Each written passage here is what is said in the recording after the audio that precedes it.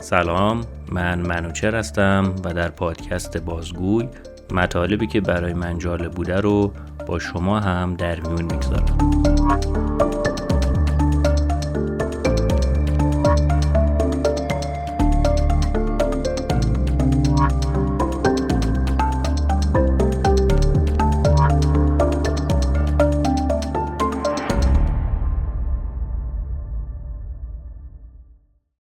در این اپیزود میخوام در مورد مبحثی صحبت کنم به اسم Linguistic Relativity یا نسبیت زبانی. اینکه چطور زبانی که صحبت میکنیم میتونه روی شخصیت ما تأثیر داشته باشه. ولی قبل از اینکه وارد این بحث بشم میخوام یک کم در مورد خود زبان و شکل یادگیری اون توسط انسانها صحبت کنم. میشه گفت که زبان یکی از مهمترین اختراعات بشر هستش. قبل از به وجود اومدن زبان، دانش هر فردی محدود به چیزی بود که مستقیما تجربه میکرد. با اختراع زبان، هر کسی هر چیزی رو که یاد میگرفت میتونست با دیگران هم به اشتراک بگذاره. پایه و اساس مغز ما از طریق تجربیات اولیه زندگیمون ساخته میشه. پت لویت، محققی که در مرکز رشد کودک در دانشگاه هاروارد کار میکنه، رشد مغز ما رو در طول زندگی به طور گسترده مورد مطالعه قرار داد و نشون داد که توانایی مغز برای تغییر به طور چشمگیری در طول سالهای زندگی کم میشه، ولی در عوض میزان تلاش ما برای تغییر افزایش پیدا میکنه.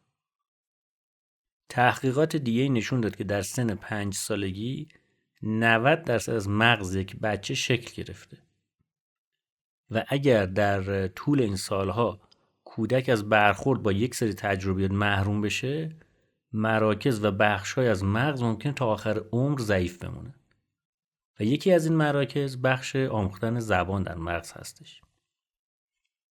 مهارت‌های زبانی برای کودک برای برقراری ارتباط و رشد ضروریه، چون همین مهارت‌ها هستن که کودکان رو قادر می‌سازن تا با افراد دیگه ارتباط برقرار کنن و از محیط اطراف خودشون رو در کلاس چیز یاد بگیرن.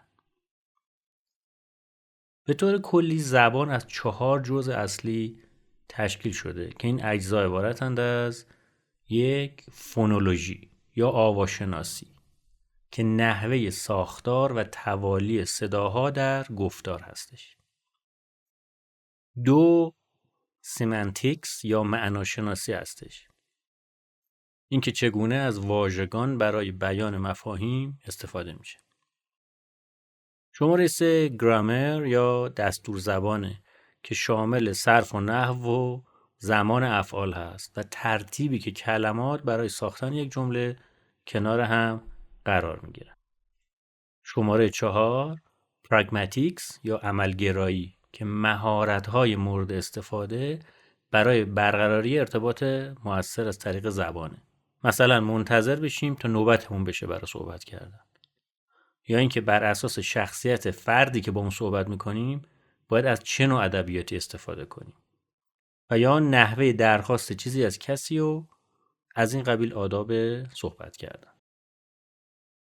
همونطور که قبلا گفتم 5 سال اول زندگی کودک از نظر رشد زبانی مهمترین سال هاست، چون در طول 5 سال اول سلول‌های عصبی جدید رشد میکنن و در مغز به هم متصل میشه. بنابراین مهمه که سلول‌های عصبی اون بخش‌های از مغز کودک که مربوط به زبان هستش دائما به کار گرفته بشه تا اطمینان حاصل بشه که پیشرفتش کند نمیشه و مهارت‌های ارتباطیش تحت تأثیر قرار نمیگیره.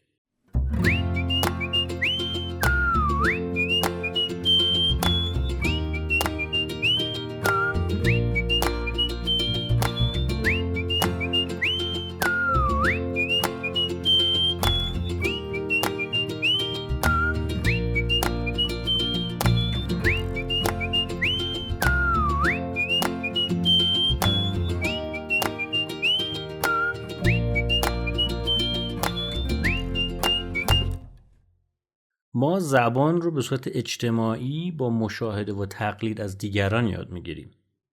حدود 1000 سال پیش امپراتور آلمان فردریش دوم میخواست خلاف اینو ثابت کنه و نشون بده که زبان در ما نهادینه هست و به طور طبیعی و به تنهایی هم میتونیم یادش بگیریم. اون چند تا پرستار رو وادار کرد تا چند تا کودک رو بزرگ بکنن، ولی این پرستارا فقط اجازه داشتن به اون بچه‌ها غذا بدن و تمیزشون کنن، ولی نباید هیچ تعاملی باهاشون داشته باشن. یعنی حتی یک کلمه هم نباید با اونا صحبت میکردن. نتیجه اون چیزی نشد که امپراتور فکر میکرد. حتی یکی از این کودکان هم صحبت کردن رو یاد نگرفت. به همین دلیل دانشمندان معتقدند که زبان باید از طریق تعامل و ارتباطات اجتماعی با دیگران آموخته بشه و کودکان نوپا نمیتونن زبان رو از طریق نوار یا تکنولوژی یاد بگیرن.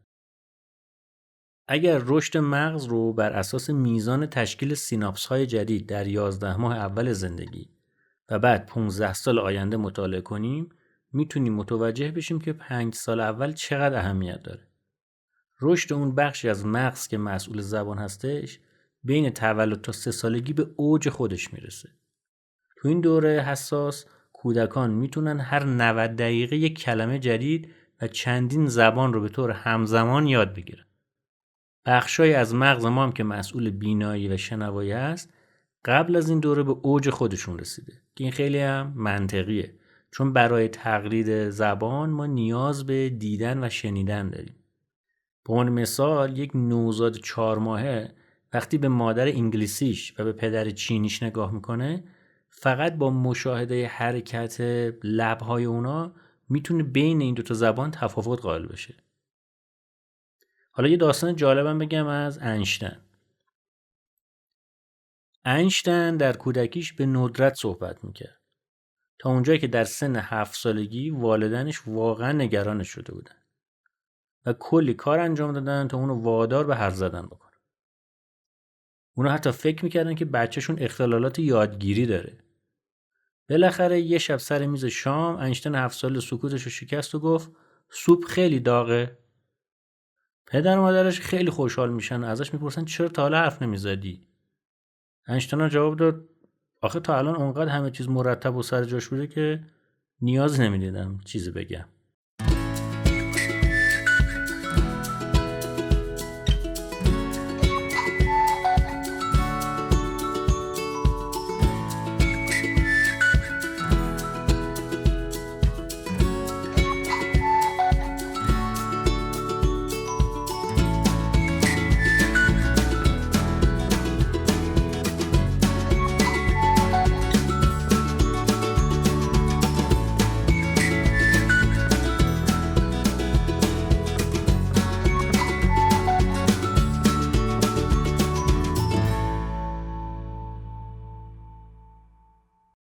نظریه نسبیت زبانی نشون میده زبانهایی که استفاده میکنیم بر نحوه تفکر ما تأثیر میذاره. از اونجایی که زبانها ساختارها و کلمات متفاوتی برای توصیف جهان دارن، مردم موقع استفاده از اونها به چیزهای مختلفی توجه میکنن. از اینجا این ایده نشأت میگیره که زبان تفکر رو شکل میده. هر زبانی صدا و ساختار و حس خاص خودش رو داره. مثلا ایتالیایی موزیکاله، در حالی که آلمانی خشن به نظر میاد. بنابراین یک فردی که مسلط به هر دو زبان هست میتونه دارای 2 تا شخصیت متمایز باشه. هر زبانی کلمات متفاوتی رو هم برای توصیف چیزهای اطراف ما داره و این تفاوت‌ها نحوه درک ما از این چیزها رو تغییر میده. مثلا یک ایتالیایی ممکنه اشیا رو به عنوان مرد یا زن ببینه، در حالی که یک انگلیسی زبان اشیا رو اینطور درک نمی‌کنه. یه قبیله بومی در استرالیا هست که در زبان خودشون از چپ یا راست استفاده نمی‌کنن. در عوض اونا به جهت‌های جغرافیایی یعنی شمال، شرق، جنوب و غرب متکی هستن. مثلا سر میز غذا میگن نمک رو که در جنوب غربی فلفل هست رو به من بده. و جالبه که اونها مهارت‌های جهتیابی فراتبیعی دارن.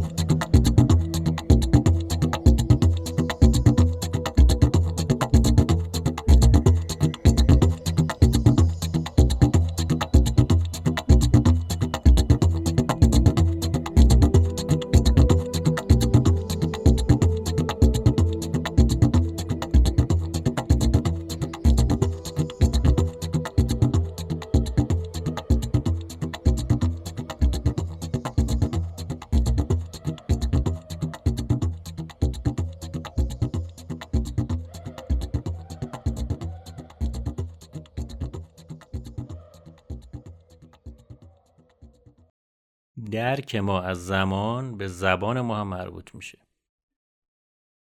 از اونجایی که زبان‌ها در جهات مختلفی نوشته میشن، ترتیب وقایع هم بر همین اساس درک میشن. میدونیم زبان عربی زبانی است که از راست به چپ نوشته میشه. حالا اگر به یک عرب زبان چند تا تصویر بدین و بهش بگین اینا رو به ترتیب از قدیم تا جدید مرتب کن، اون از راست به چپ این کار انجام میده.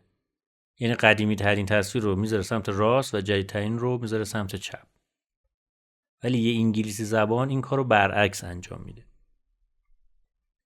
در زبان عامل در پاپوآگینه نو 3 شکل زمان گذشته وجود داره. زمان گذشته امروز، زمان گذشته دیروز و زمان گذشته دور، که برای هر کدوم از این گذشته‌ها باید فعل صحیحی به کار برده بشه. این نشون میده که این قبیله گذشته رو با جزئیات بیشتری درک میکنه. زبان حتی نشان دهنده نوع قضاوت ما بر رویدادهایی که میبینیم هم هست. در زبان انگلیسی اگر یک نفر به طور تصادفی یک شیشه رو بشکنه، میگن اون شیشه رو شکست. یعنی مسئولیت شکستن رو بر عهده اون شخص میذارن.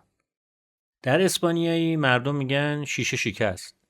یعنی فاعل اینجا خیلی مهم نیست. یعنی یه جورای مسئولیت شکستن رو گردن طبیعت یا تقدیر میندازن و دنبال شخصی به عنوان مقصر نیستن. مطالعات نشون میده که اسپانیایی زبان‌ها تمایل دارن این نوع رویدادها رو تصادفی در نظر بگیرن و کمتر مسبب رو به یاد بیارن. یه مطالعه روی 2 زبانه‌های اسپانیایی انگلیسی نشون داد که افراد هنگام تغییر زبان ویژگی‌های شخصیتی متفاوتی از خودشون نشون میدن. وقتی انگلیسی صحبت میکنن منطقی تر و وقتی اسپانیایی حرف میزنن هیجانی تر میشن.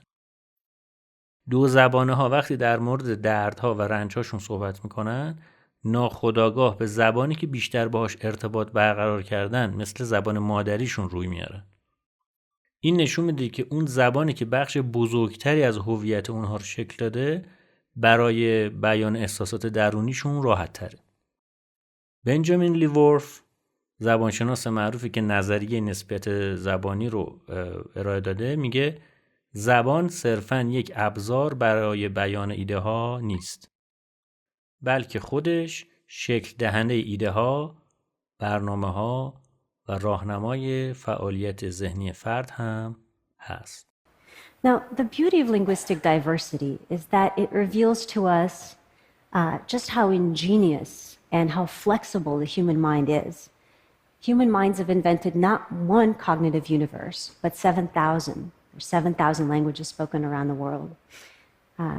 And we can create many more. Languages, of course, are living things, things that we can hone and change to suit our needs.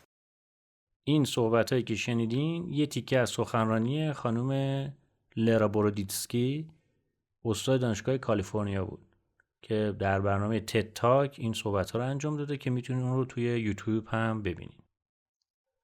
در انتهای صحبت‌های این قسمت به یک نتیجه مهم میرسیم و اون این که وقتی داریم زبان جدیدی یاد میگیریم، ما فقط کلمات جدید رو یاد نمیگیریم.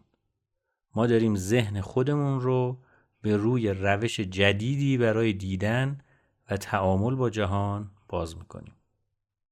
این اپیزود همینجا به پایان میرسه.